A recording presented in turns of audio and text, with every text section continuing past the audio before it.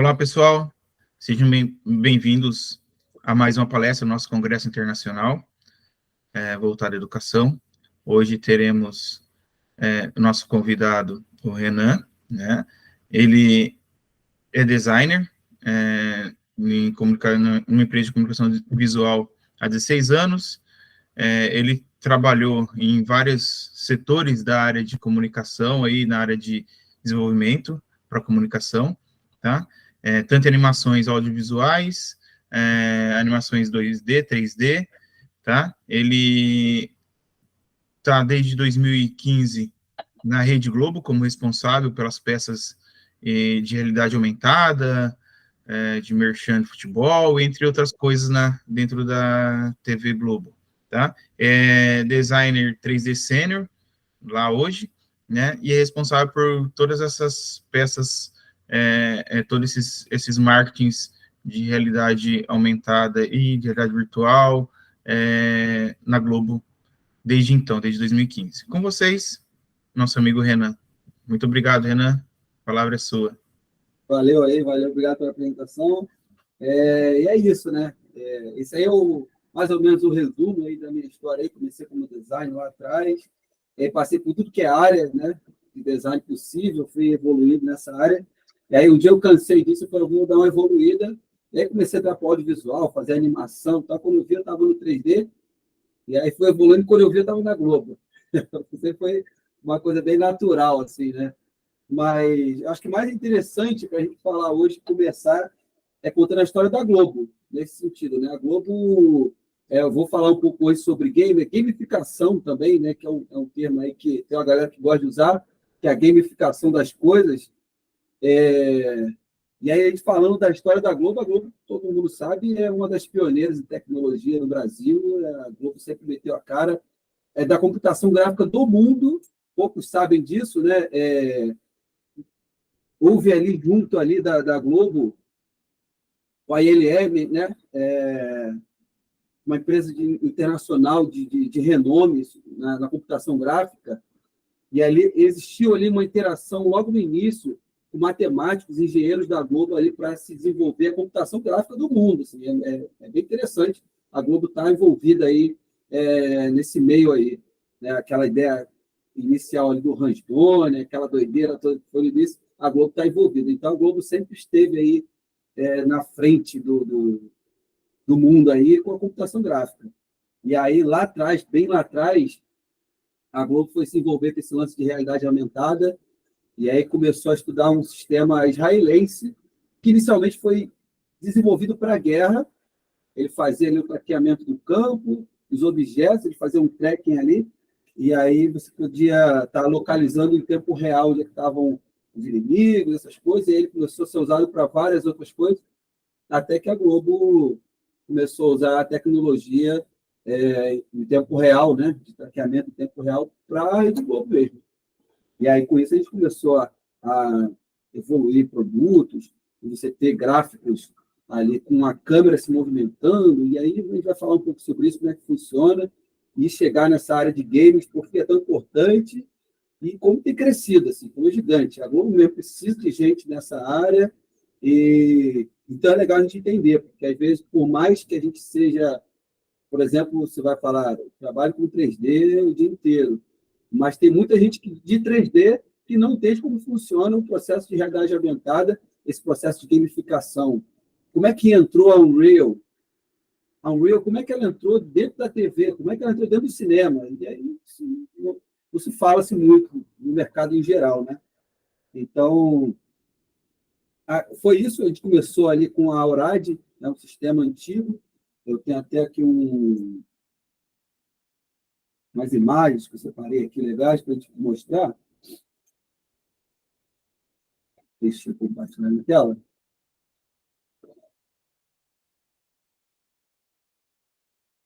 Olha aí, ó.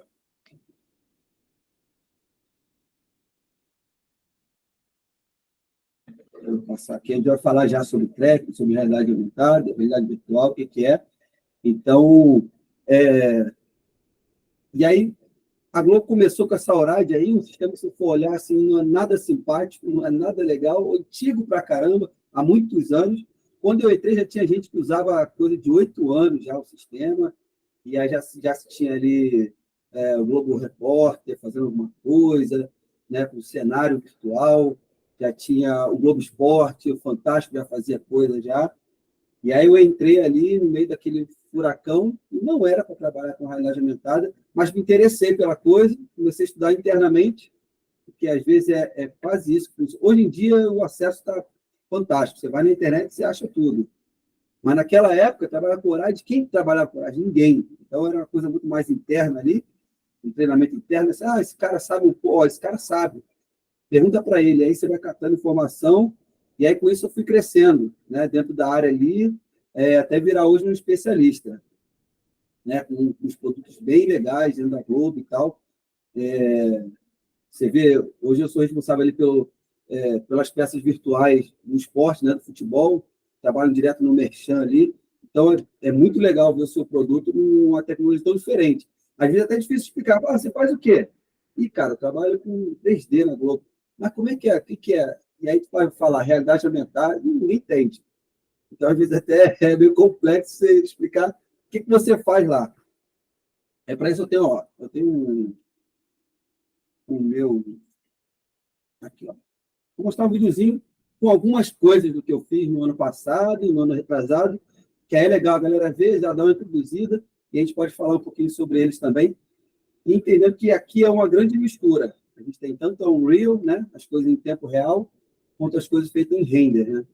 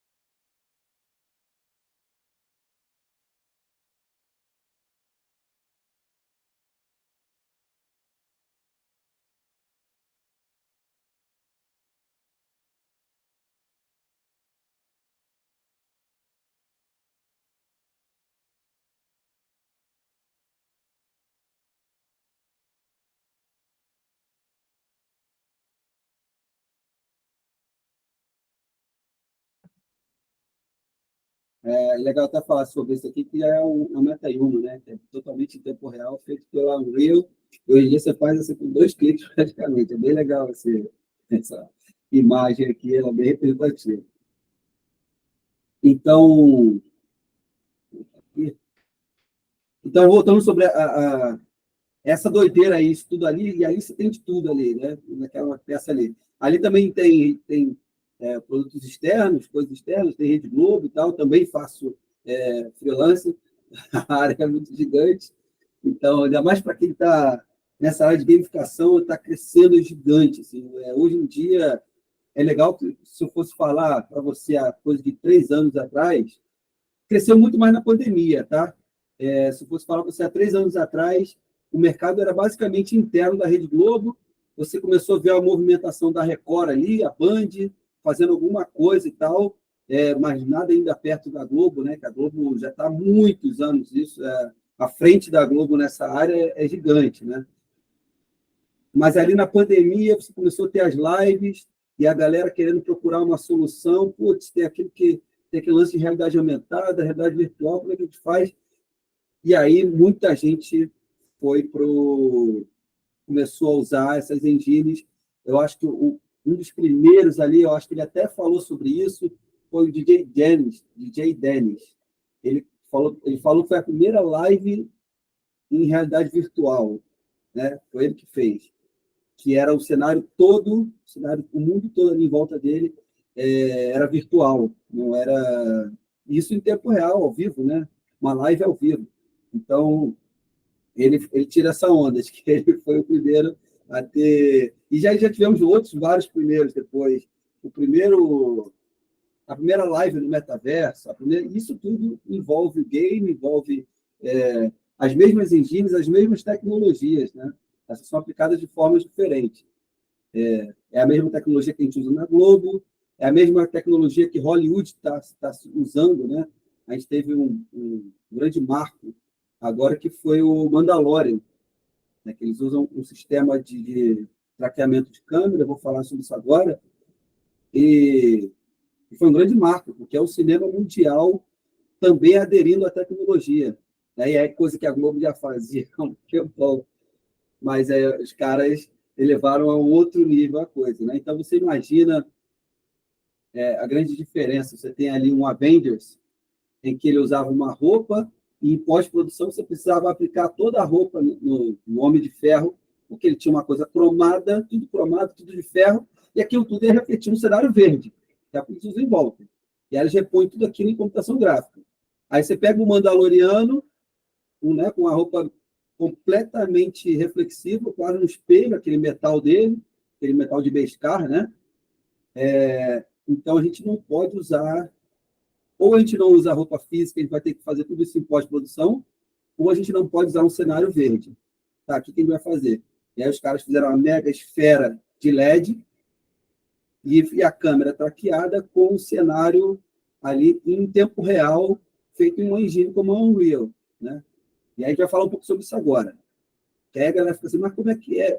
Eu sempre tenho esse questionamento, que é o que as pessoas perguntam. Então, o primeiro processo, né, que a gente passa nisso tudo, para quem for entender o que vai entregar, preciso me preocupar com essa coisa da câmera? Não. Isso aqui é engenharia, que eu até comentei com você. A Globo precisa de gente nessa área, que entenda um pouco dessa área de engenharia para resolver essas questões. Por exemplo, nós temos hoje basicamente 2 tipos de tracking, que é a câmera que faz o reconhecimento, né, o traqueamento do cenário físico, do cenário real. É uma câmera que se movimenta, e quando ela se movimenta, ela passa esses dados para dentro do computador. O computador reconhece, né, esses movimentos e passa isso para uma câmera dentro da Unreal, por exemplo. Então, dentro da Unreal, você tem uma câmera movimentando exatamente igual a câmera física. A câmera que está lá no estúdio gravando está fazendo exatamente o mesmo movimento dentro do software. Isso é muito legal. Então, a gente tem 2 hoje em dia, que é o ótico. Nós temos aqui o exemplo da Anycam. Eles instalam sensores aqui, são 2 lentes, olho de peixe, que ela fica lendo o ambiente o tempo todo.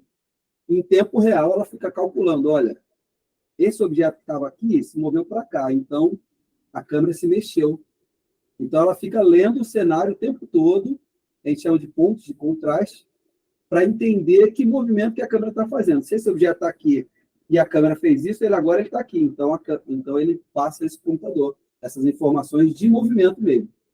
A mesma coisa a Red Spy. A diferença é que a Red Spy também usa infravermelho, né?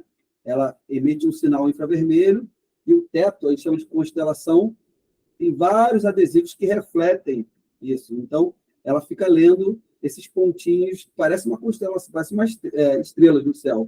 Vários pontos, ela fica lendo aquilo e passando para a câmera. Hoje em dia, nós temos sensores de celular mesmo, que já entregam uma ótima qualidade para traqueamento. O iPhone, até o último que saiu, eu não sou do iPhone, eu sou do Android, tá? Mas isso é um ponto que eu reconheço muito no iPhone, que é o sensor de profundidade dele, que é maravilhoso, o último, né? Que faz o scanner 3D, que faz o track e tal. É fantástico. Então, a gente já tem o celular fazendo uma entrega de traqueamento para realidade aumentada fantástico. É fantástico, que já tem sido entregue em mobile. E quem produz conteúdo para tudo isso é a galera de desenvolvimento de jogos, é a galera de 3D. Quem precisa produzir para esse produto é essa galera. Não tem jeito, não tem para onde correr. Inclusive, muita gente do 3D, antiga já do 3D, tem estudado a Unreal, tem estudado o desenvolvimento de jogos, tem estudado programação, porque hoje, você ter no currículo esse desenvolvimento de jogos, você ter Unreal, você ter tempo real, real time, né, no currículo, é super importante, porque os estúdios já estão migrando para sistemas de realidade aumentada, virtual, sistemas de jogos, né, porque é em tempo real. Você pula uma etapa de render, que é um processo super caro. E, por exemplo, a Unreal tem evoluído a cada versão, o pulo que eles estão dando é gigante. Então, assim, antigamente você tinha um jogo, você lembra como é que era antigamente, principalmente ele PS2, PS3. Eles lançavam o jogo, o Cinematic, né, o Cinematic. A Blizzard ficou muito famosa com isso, ali em World of Warcraft, em Warcraft, até mesmo eles faziam um mega vídeo em render, que era uma mega produção que eles faziam, aí tinham aquele processo de render pesado, onde calculava-se luz, sombra e tal. E aí, logo depois disso, você tinha o jogo, que tinha o quê? Uma queda de qualidade gigante. Essa é a diferença de um jogo em tempo real, né, de um vídeo em tempo real, com gráficos em tempo real, com um gráfico, né, pré-renderizado, pré-calculado em uma máquina. Então, hoje, a entrega em tempo real é quase tão boa do que um render pré-calculado. Então, a qualidade está gigante, a coisa está muito fantástica. Né? Você tem o Ray Tracing, você tem umas tecnologias que estão evoluindo agora na nova Unreal, eles estão com uma simulação de pelo que está fantástico. É surreal a coisa, a simulação de pelo e simulação de água também, que é algo super complexo. Então, eles têm evoluído isso muito. Então, a coisa tem... os estúdios estão, de fato, migrando para esse uso do 3D, tá? Então, assim, essa galera que entende de Unreal, que sabe produzir, que sabe automatizar processos, porque também tem muito isso, né? O 3D tem muito isso. A automatização de processo é basicamente isso, é um game. São coisas que você vai abrir o seu software e você vai basicamente fazer como se fosse um NPC, ele vai trabalhar sozinho, é uma automatização. Então, isso tem se usado muito. A Unreal tem sido fantástica nesse processo de migração, né? E aí, voltando lá, nós temos também o tracking que, para mim, é disparado o melhor, que é o mecânico / eletrônico, né? A sua câmera, o sistema de tracking dela é basicamente nas engrenagens, no sistema mecânico. Então, ele é muito mais preciso. Enquanto o outro está calculando imagens, o movimento da imagem, e entendendo como que ele está se movimentando, já movimentou aqui, então a câmera está aqui. Agora não. Agora, de fato, fisicamente, quando uma câmera se move, esse movimento da engrenagem, esses movimentos mecânicos, eles viram dados, né? Aqui, por exemplo, a gente tem o da Type, que esse aqui é a CPU dela, que pega esses dados, né, converte para a linguagem da máquina, da Unreal e tal, manda esses dados para lá e você tem uma precisão gigante de movimento de câmera, né? E temos as PTZs, que são umas câmeras novas, estão evoluindo bastante. Muita gente chama de câmera robô, porque basicamente ela é controlada, né? São câmeras robôs, mas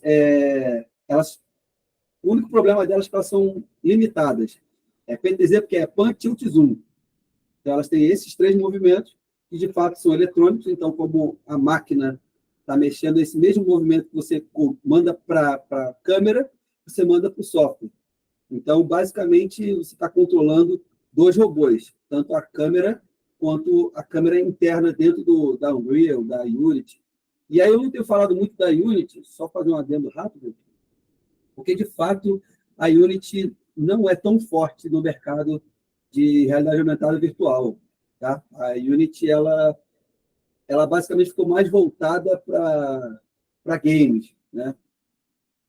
Tudo bem que eu não sei qual vai ser o futuro da Unity depois que eles fizeram e tal. Quem é da área sabe, sabe a besteira que eles fizeram aí de querer cobrar uma galera indie por instalação, enfim. Deram um tiro no pé, mas a Unity, de fato, existe, né, sistemas para Unity em realidade aumentada, virtual, mas não é tão forte. Tá? É só um grande adendo aí. Bem, dado isso, entendemos o conceito de como funciona a câmera traqueada, e a gente tem os conceitos de realidade virtual, que basicamente é o que a gente faz no Globo Repórter. Né? Eu tenho até um videozinho para mostrar. Deixa eu achar e mostrar para vocês. Vamos passar. Aqui, ó. Eu gravei ontem pelo celular. Eu nem tenho, eu não tenho um material assim legal assim, para mostrar, mas esse aqui ilustra bem. Eu gravei ontem com o celular para ilustrar mais ou menos o que é. Aqui a gente basicamente grava com as câmeras traqueadas no cenário verde. E fisicamente a gente só tem o tapete e onde ela senta ali, o banquinho. Tá? Aí o que a gente faz? A gente tem a câmera traqueada, que vai dar o mesmo movimento do vídeo para a gente, e por trás a gente recorta o fundo verde e bota o nosso cenário, que está lá no Unreal, em tempo real, rodando. Então é basicamente isso. Ó. Olha lá. Então aqui a gente tem uma ótima ilustração, um ótimo comparativo. Né? Temos a Sandra sentada lá, o tapete está aqui, ó, e o fundo é todo virtual, está no Unreal. É um game isso daí.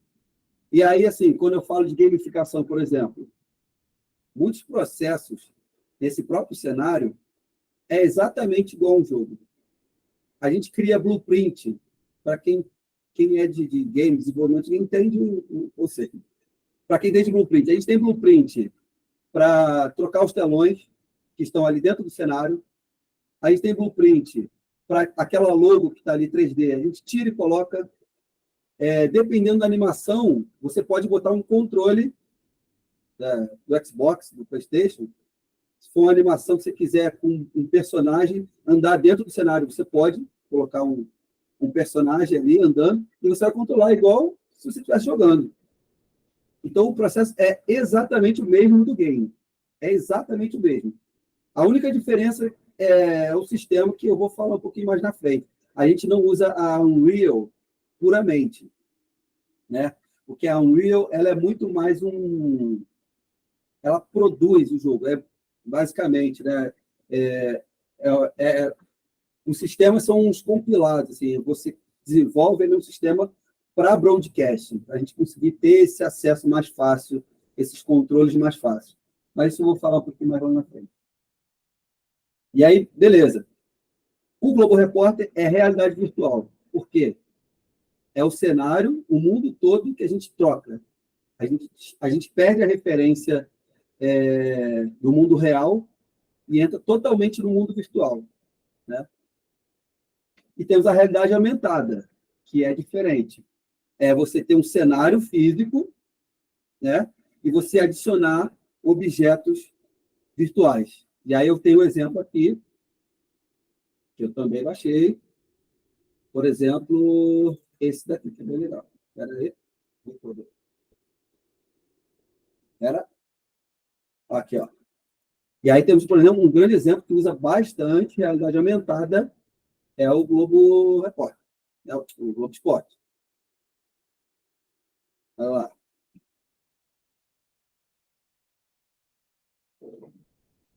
Então, aqui, ó, basicamente, o que a gente fez? Esse aqui é o cenário físico, tá? Esse aqui é o cenário que existe, de fato, está lá, e ele está inserido nesse cenário, e a gente, com uma peça virtual, ela botou por cima mesmo, bota por cima. A gente botou essa grama aqui em cima do cenário e botamos esse half pipe, né, de skate em cima do cenário. A gente tacou o cenário com o nosso virtual aqui, com a nossa peça de realidade aumentada. Então, aqui é isso. A gente aumentou a realidade. Né? Um outro exemplo que eu tenho aqui. Esse aqui, por exemplo, ó, foi no futebol, foi na final agora, a gente usou os mascotes, né?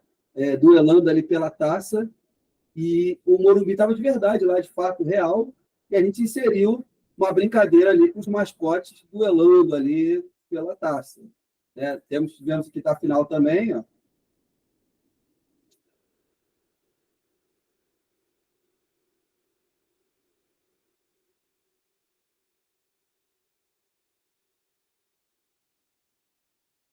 Tá vendo? Isso não é cenário, não é cenografia. Isso é virtual.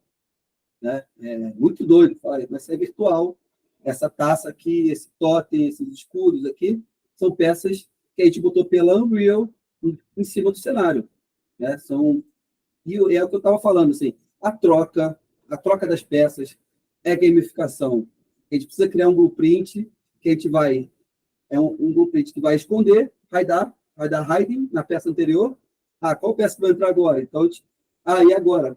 Preciso criar um controlador, eu vou botar a setinha para o lado aqui, e ele vai trocar do escudo do Flamengo para o escudo do São Paulo.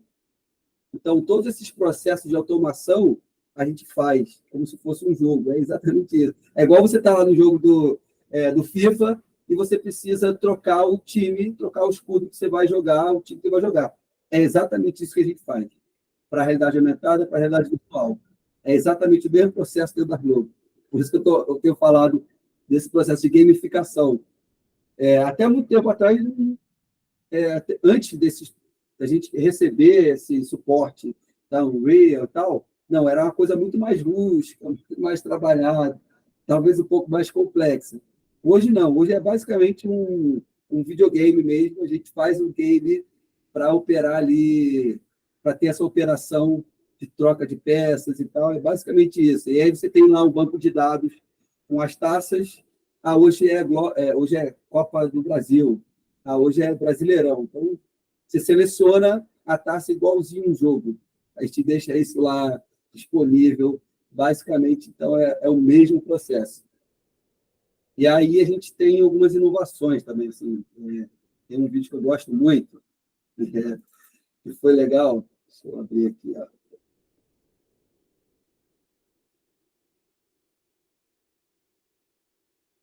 Esse aqui, dá para ver aí? Sim, né? Esse aqui é muito legal.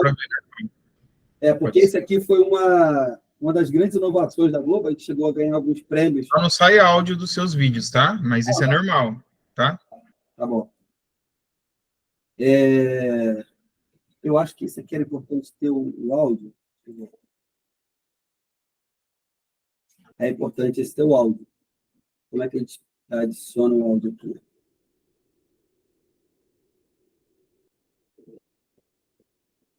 Eu acho que não pode, hein?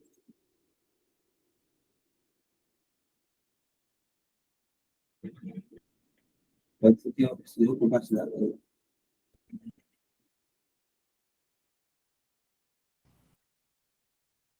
Você está compartilhando a janela toda, né? Isso, é isso mesmo. A tela toda, pode ser a janela, tem que ser a tela toda. Tá. Vou marcar aqui qual foi o tempo, para depois na edição a gente alterar aqui. Acho que agora foi. Vem. O objetivo era, mais uma vez, reforçar a presença do Grupo Globo num evento mundial. Dessa vez, a Copa do Mundo FIFA 2018, na Rússia. O estúdio estaria no lugar certo, Praça Vermelha, de frente para a Catedral de São Basílio. Se o lugar era perfeito, o mesmo não se podia falar do espaço. Nós dispunhamos de 22 metros quadrados úteis. O nosso desafio era construir ali algo que fosse dinâmico e grandioso para surpreender a nossa audiência. Apostamos na criação de uma caixa mágica. Realidade virtual e realidade aumentada para multiplicar o espaço e criar um ambiente amplo, sem limites, para ancorar nossos programas e nossas transmissões. Testes em modelo reduzido, simulação virtual e depois cenário virtual, com talentos simulando as dinâmicas de apresentação. Investimos então na construção de uma réplica exata do nosso futuro estúdio da Rússia, no Rio de Janeiro. Depois de todo esse trabalho, o estúdio estava pronto para ir ao ar. Mas era preciso situar o estúdio na paisagem de Moscou.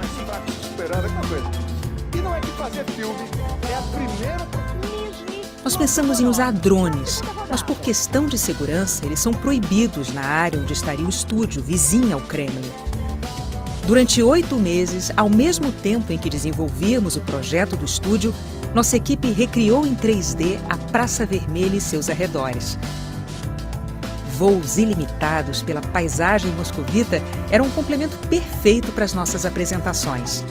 a qualquer hora do dia, com qualquer clima e com qualquer quantidade de pessoas andando pela praça.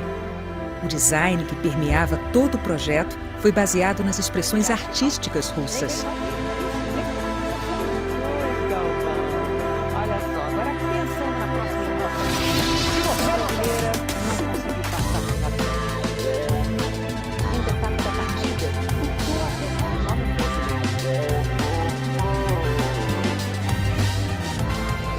O projeto foi um êxito total, alcançando 194 milhões de pessoas durante o evento.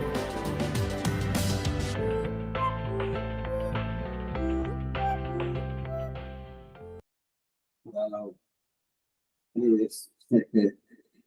Cara, esse daí foi o grande desafio nosso, foi exaustivo, foi gigante, mas foi completamente satisfatório, assim, foi fantástico. Eu acho que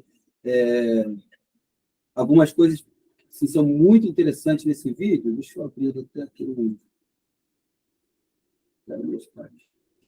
Aqui, olha. Por exemplo, o projeto foi... Vou pausar em algumas situações. É aquilo, assim, a gente tem... Isso aqui basicamente é um jogo, né? Isso aqui é a mesma coisa. Mas o cenário ele era minúsculo, era pequeno, então a gente resolveu usar como suporte 2 telas, 2 LEDs, isso aqui na lateral, aqui, ó. Se for ver, isso aqui é um vidro, isso aqui é uma tela de LED. Do lado de fora, a gente tinha câmeras que filmavam essa imagem aqui e mandavam para o LED lá dentro. E a gente fazia uma mistura com realidade aumentada. Essa câmera de fora, ela estava traqueada junto com a câmera interna, porque quando a câmera interna se mexia, a de fora também precisava se mexer para entregar uma imagem diferente para o telão, porque a cada ângulo que a gente tivesse, né, o ângulo de fora também mexia. Então, assim, a gente tinha esse desafio, a gente tinha o desafio de criar esse movimento e essa continuidade aqui, ó. Isso daqui para lá era 3D, para cá era físico. Então, criar essa continuidade. No final, o resultado foi tão fantástico, foi tão bom, que as outras TVs que estavam lá, eles ficavam assustados, porque eles faziam fila do lado de fora das outras TVs, das outras empresas, para querer entrar e entender o que acontecia lá dentro, porque eles ficavam olhando, cara, não é possível. Olha o tamanho do estúdio dos caras, aí olha na TV, né? Mas como é que esses caras fazem isso? Não tem como, gente. Olha o tamanho daquele estúdio. E é isso, a gente usando a realidade aumentada, a realidade virtual, né? Realidade mista, tem gente que chama de... Tem vários termos para isso, para expandir e resolver um desafio que era esse. Assim, a gente recebeu da Rússia um estúdio desse tamanho. E aí, para piorar, os caras falaram assim, ó, não pode subir drones. Ou seja, a gente não tinha nenhuma imagem externa do local. Então, assim, para quem entende de audiovisual, isso é pobre demais. E aí eles falaram assim, não pode subir drone? Então a gente vai fazer o nosso. E aí a gente começou a desenvolver, a modelar todos os prédios ali em volta, e foi uma pesquisa gigante, milhões de pesquisas, e achar referência de tudo, começa a modelar. E aí chegou no ponto do dia da apresentação da arte para a diretoria da Globo, e eles estavam assistindo assim, e aí alguém da área de direito ali chegou e falou assim, mas é uma pergunta, isso aí vai dar problema, porque a gente não pode subir drone lá. E aí teve aquela risada de quem entendia da coisa, assim, mas isso não é drone, isso aí é 3D, a gente refez tudo. Tá? Tipo, então, e claro, aquilo que um mega suporte dessa área de Unreal facilitou muito a vida, muita coisa a gente aqui ainda usou, foi uma mistura, ali foram alguns testes, né? Aqui possibilitou também o uso da tecnologia de 5G, que a gente, muita coisa a gente conseguiu fazer remoto do Brasil, né? De estar subindo essas peças 3D, que aqui a gente tinha uma equipe de suporte no Brasil e tinha a galera de exibição que estava lá na hora, com o sistema, botando tudo no ar, aprontando tudo. Então, foi fantástico, assim, foram vários testes de tecnologia. A Rússia foi o grande case da coisa. E aí deu certo, a gente, no Catar, a gente fez também, vocês forem procurar aí no Catar, basicamente, O Catar foi mais engraçado porque eu acho que o Catar é a Olimpíada no Japão, porque como deu muito certo aqui, a gente fez diferente. A gente não estava no local, muita gente acredita que a gente estava lá, mas basicamente as câmeras que davam para a gente esse visual externo, igual a gente está vendo aqui, igual foi na Rússia, né? As câmeras que davam esse visual externo nos painéis de LED, que parecia que eram vitrines, que eram vidros, as câmeras estavam lá no Catar, estavam lá no Japão, e entregavam essa imagem para a gente no Brasil, em tempo real, e a gente fazia o mesmo processo. O sincronismo da câmera do Brasil estava sincronizado com as câmeras de lá do Japão e do Catar, mandavam para o nosso LED o sinal, e a gente fazia essa simulação que parecia... Não tem quem diga que a gente não estava lá, sabe? Então, a gente conseguiu fazer essa brincadeira, esse mix, com o estúdio do Brasil, né? Sem precisar estar lá. E a gente teve também a facilidade do uso dessas tecnologias de game, né? A gente usou bastante o Unreal. E aí, eu acho que eu posso mostrar aqui rapidão, só para quem quiser ver, quem quiser estudar, olhar alguma coisa e tal, tentar entender. Aqui, ó.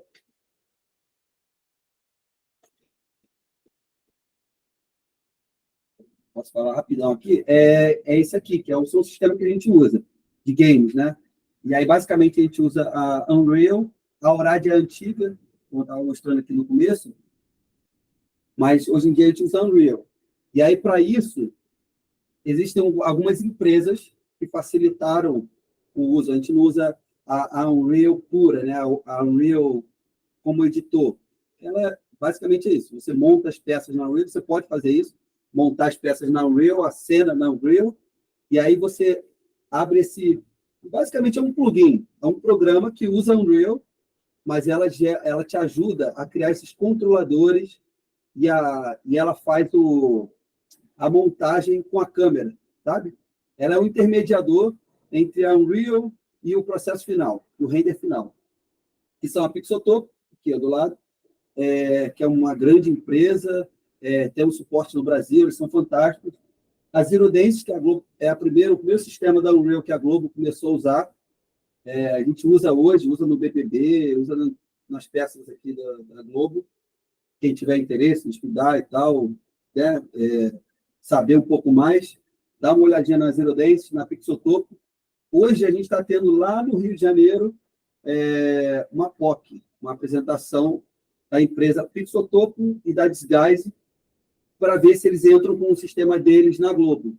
Então, possivelmente, são empresas que a gente começa a trabalhar, ou a Pixotopo ou a Disguise. E temos o Aximetry também, que é uma empresa bem famosa, foi usada naquela live do Alok, que é uma live bem legal, feita com realidade aumentada, realidade virtual também, quem quiser dar uma olhada lá o que é, que ficou bem maneira. E basicamente é isso. É isso. Temos aí o uso da tecnologia ali, ó, no Mandalorian.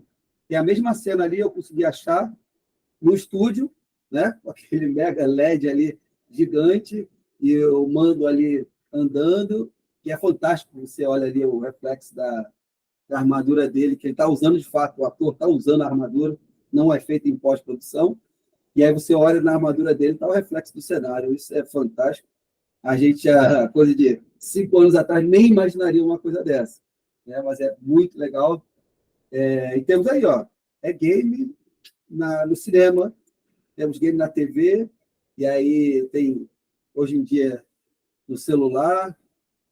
Basicamente, a gamificação do mundo audiovisual, do cinema. E está crescendo, cara, está crescendo. Você vê o uso agora do celular crescendo nesse sentido, game para todo lugar. Game não é só videogame, né? Game está gigante a coisa. Está se usando na publicidade, muito na publicidade. Nossa, tem muita gente pedindo. Enfim, está crescendo e é um mercado super promissor, e a Globo está precisando de gente.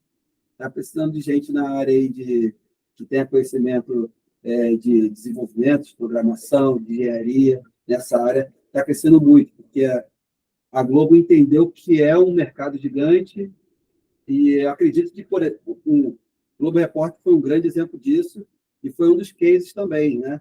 Em vez de você gastar 400 mil para montar um cenário físico e que você trabalha no mesmo estúdio, e aí você tem que desmontar o Globo Repórter, porque de manhã tem a Ana Maria, aí acabou a Ana Maria, se desmonta, porque daqui a pouco tem o Globo Repórter, e você monta o Globo Repórter. Não, agora você vai lá, seleciona a fase que você quer, o mapa, né, o cenário que você quer, e dá play, né? Você dá enter, e agora você está com o cenário do Globo Repórter. Agora você tá... Então, esse é um grande case, está crescendo. Em São Paulo, em breve, teremos o Jornal da Globo, com bastante peça virtual. Então, é um mercado que está crescendo aí, a Globo está precisando de gente. Eu acho que é isso, eu acho que deu para a galera pegar aí o passadão aí do que é esse universo doido aí. Poxa, cara, espetacular. Para ser sincero, espetacular. Não imaginava tanta utilização dentro da TV, desse contexto todo de realidade virtual, realidade aumentada, né, que meio que se entrelaçam de certa forma, né? Mas não esperava que teria tanta... Só do que você falou, eu estava meio que calculando a economia que eles... A partir do momento que eles implementaram a tecnologia, a economia que eles tiveram em relação ao cenário, claro que investiu em pessoal, investiu em equipamento, sim, outra parte, né? Não vamos desmerecer a outra parte que é mais importante do que o cenário em si, né? Mas eu digo assim, só a economia que eles teve de ter menor quantidade de pessoas, de manutenção, porque você tem agora tudo virtual, quer dizer, você pode até deslocar essas pessoas para outras áreas que são mais importantes, né, do que ficar ali montando e desmontando o cenário. Porque tem vocês que montam tudo virtual e é tão real, tem algumas coisas que são tão reais que muitas vezes a gente pensa que realmente você estava lá no negócio ali, você estava ali no local mesmo. Esse é o grande barato, esse é o grande barato. É quando alguém chega e fala assim, não, mas isso aqui foi você que fez, né? Eu falei, isso aqui é virtual? É virtual. Que é o grande susto das pessoas, quem me conhece, né? E aí sabe que eu estou numa produção, aí ela já fica neurótica. De achar que tudo é virtual. Não é possível. Isso aqui é virtual? Aí me pergunta tudo. Isso aqui é virtual? Isso é virtual. Que isso, cara? Não é possível. Não, cara, é surreal. É um negócio ali espetacular. Por exemplo, aquele exemplo que você mostrou da Copa na Rússia, eu imaginava que... Eu sabia que tinha muita coisa 3D ali, realidade aumentada. Mas imaginava que o cenário era maior, realmente maior, que não era daquele tamanhozinho. O cenário era bem maior. E que a gente estava vendo ao fundo, realmente era a imagem de fundo, era vídeo, não a realidade virtual ali. Quer dizer, não era desenhado no computador, feito toda a prototipação no computador ali, né? Falei, cara, a hora que você mostrou aquilo lá, eu falei, caramba, não existe isso, os caras estão doidos, cara. E aí rendeu ali uns prêmios internacionais legais ali, de melhor uso da tecnologia, agora em melhor uso da tecnologia, ouro em inovação. É bem legal essa área nesse sentido, assim. A Globo tem inovado bastante nisso. Muito, muito espetacular. E você acha que essa área é uma área de crescimento ou é uma área, tipo, de momento? É uma área de crescimento veio para ficar ou uma área de momento? Para que a gente direcione pessoas para essa área? Não, eu te falo que é por experiência própria, né? Assim, você vê, eu estou nessa área aí há pelo menos 9 anos. Né? Não é um negócio que começou ontem. E ela tem crescido muito, muito.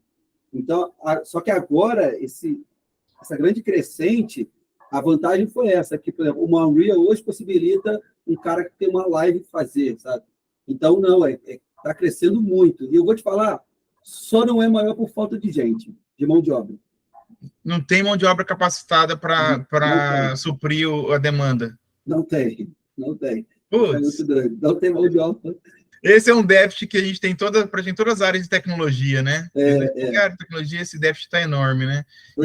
E para fazer essas peças, só para colocar na realidade de alunos de cursos de jogos digitais, tecnologia, né? Além de saber a parte de design, que tá claro que tem que saber, né? Uhum. Toda essa contexto, essa estrutura teórica e a prática do design, né? Como fazer seus desenhos para montar depois o elemento virtual, né? Todo esse processo. Querendo ou não, tem uma parte de codificação ali dentro. Tem, total. E a gente é nichado nesse sentido. Nós temos os artistas e temos os desenvolvedores. Ah, você tem a parte que o pessoal desenvolve também. Temos. E aí, os desenvolvedores, inclusive, são divididos em duas partes, que são, de fato, os operacionais e a galera de pesquisa. Tem a galera que fica desenvolvendo coisa nova mesmo. Existe na Globo um setor de gente de pesquisa, que fica... por exemplo, quando começou a moda de inteligência artificial, essa galera é a primeira a pegar a tecnologia e começar a aplicar para um uso dentro da Globo. Como é que a gente vai usar isso? Onde é que a gente vai usar isso? Por exemplo, foi no Catar, a gente pegou o Escobar e a gente usou o MetaHuman, né, que é uma tecnologia da Unreal para fazer o personagem, e a gente usou o Deepfake, que era pegando o rosto do Escobar e botando no gênio, e aí ele virou um gênio lá que fazia magia, as coisas que ele pedia e tal. Se procurar na internet, acha aí. Mas é isso, é a galera de pesquisa que começa a correr atrás de tecnologia, entender, aplica isso, e aí eles basicamente jogam para a gente essa coisa. Olha, tá pronto, funcionou, não sei o quê, vamos usar, vai ter isso no produto X, e é isso. E a galera que está ali em volta, tanto de desenvolvimento quanto da arte, né, cada um com o seu papel, entender o seu papel ali nesse processo, para começar a aplicar isso no workflow diário mesmo, né?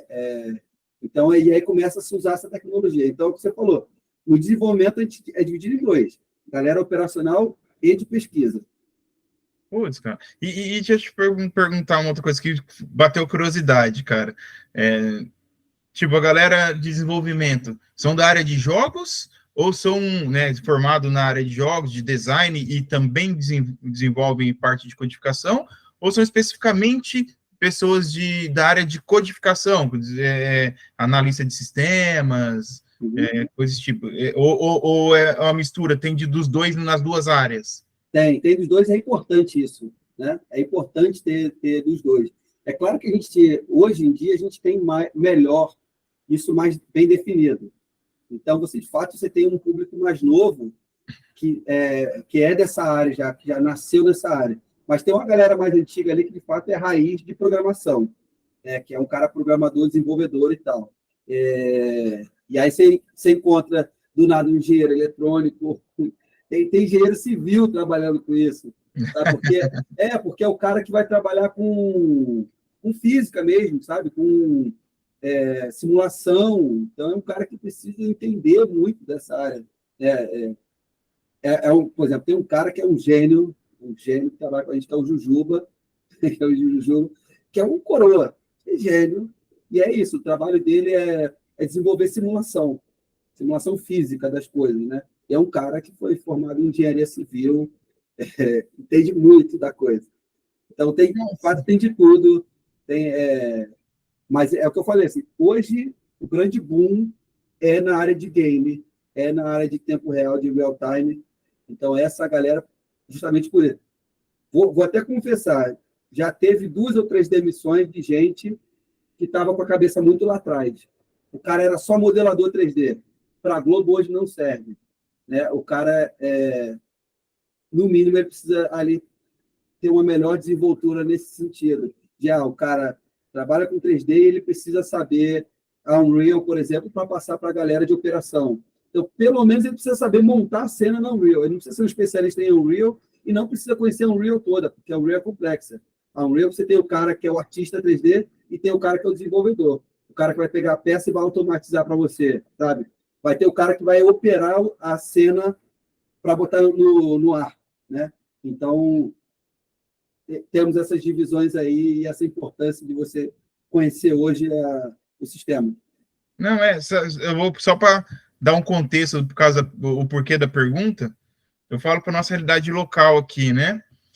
Nossos alunos, às vezes, eles focam muito, tem a galera que gosta, mesmo dentro de jogos, que gosta da programação dentro de jogos, e tem a galera que gosta de design. E a gente fala, ó, vocês têm que usar os dois. Você tem que trabalhar com os dois. Não adianta você gostar de um e focar em um e esquecer do outro.